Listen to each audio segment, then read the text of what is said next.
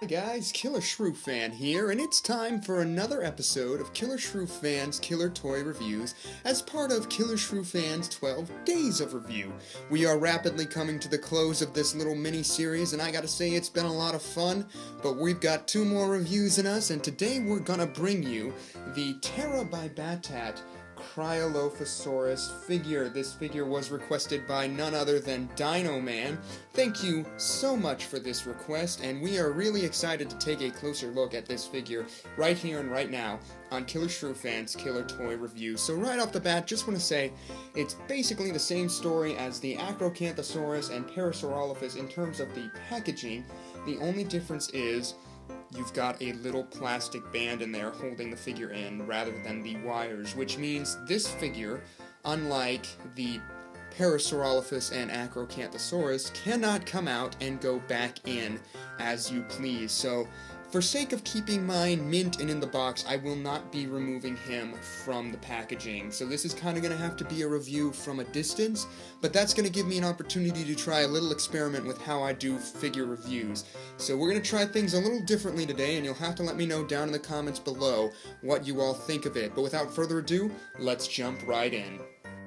Starting off with the packaging, you've got the Dan LaRusso signature collection, followed by the Terra by Battat logo adorning the bottom. On the side, you've got the name of the species written in bold yellow colors there. The back features a diorama of a canyon-like setting, and then on the side, you've got the 3+ year warning, which I qualify for. The sides of the box feature that sort of crate aesthetic with the holes punched in and a "this way up" arrow, and the Terra by Battat logo sits against the topographical map settings which they have done the box in. On both sides you get the same story with the holes, the map, and the arrow, and the logo.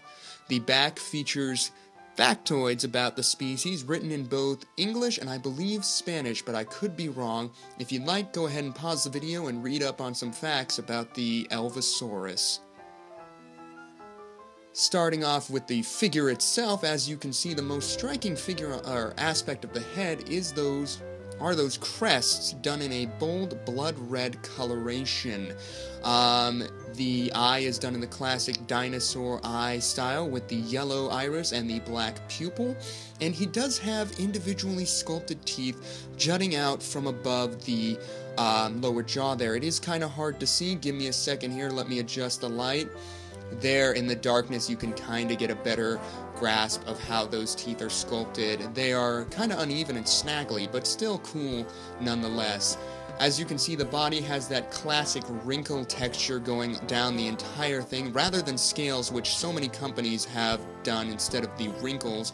I think Terra is pretty unique in that regard, but the wrinkles do go all the way down the body and bunch up in lovely areas, and it's very appropriate where they fold and gather, particularly in the gullet there. You've got a great sense of gravity with the skin bunching up and sagging and folding. It really is very intricately sculpted.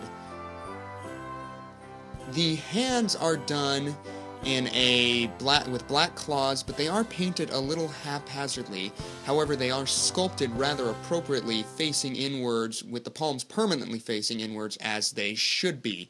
The feet are a little goofy on this thing. They've got very thick toes, like sausages, but I believe that's for stability purposes. The toe claws have been painted, but not really weathered. The calf is really something cool on this figure. The thigh, not so much, but the calf is incredibly bird-like, which is fitting for a dinosaur. The entire figure is very colorful, with a cream underside, a lime green midsection, and a sort of darker green top. The blood red colors of the crest continue down the body in stripes, which sort of frame the various areas of color, and the entire thing is somewhat saddled with these red polka dots, which I think is a cool little breakup of color. The tail is predominantly cream color at the end there, and it has been ringed with that blood red coloration, which really gives it a sort of lemur-like feel, which I think is pretty darn cool. But yes, I'm a big fan of the color scheme on this particular model. Unlike the Acrocanthosaurus and Parasaurolophus, this Cryolophosaurus has much less gloss, which is definitely a step in the right direction. I am unable to give you guys an accurate length of this figure given the confines of the box, but just know it does stand 3 inches tall at the crest. I've brought in the fan-favorite Safari Limited Carcharodontosaurus to give you guys some reference of size on this particular model. Now, we have reviewed the Carchar, link will be down below.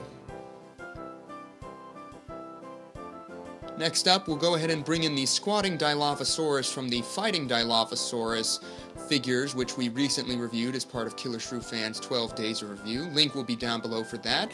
But this guy fits right in the box, right up next to that Cryolophosaurus, so it is a nice little comparison in size to this Terra model. And finally, we'll go ahead and bring in the Battat version of the Parasaurolophus, which we reviewed the Terra version of yesterday. And it is the same sculpture, so if you have the Terra version of this Parasaurolophus, then you can get an idea on how these two figures would size up next to each other. Again, link is down below for the Terra review of the Parasaurolophus. There you have it, guys. That's going to conclude our look at the Terra by Battat Cryolophosaurus figure. I do apologize I didn't bring in any other Cryolophosaurus figures such as the Papo or Carnegie version to compare this guy to, but I am away from that part of my collection, and I did want to get you guys this review as fast as possible and make it part of Killershrewfan's 12 Days of Reviews. But all things considered, I think I'm going to give this guy a 7.5 out of 10. He really is a pretty cool addition of the Cryolophosaurus and is worthy of adding to your collection, especially if you're a fan of Cryolophosaurus figures. Now, if you want to track this guy down, that is the tricky part of all the Terra by Battat figures. He is the only one that I have not seen in the flesh in Target. I had to order mine on eBay, and I paid higher than retail price for him, but I can assure you that he is well worth it.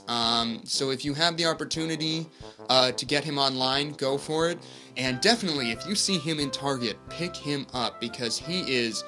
I've never seen him in person, and I've been to Targets all over the place, so if you find him in the flesh, that's a pretty cool experience. But as always, I want to know what you guys think of this figure. Do you love it? Do you hate it? Do you have it? Are you going to try and track it down? Let me know all of those thoughts down in the comments section below. I also want to know what you guys think of this style of review. It is new, it is different.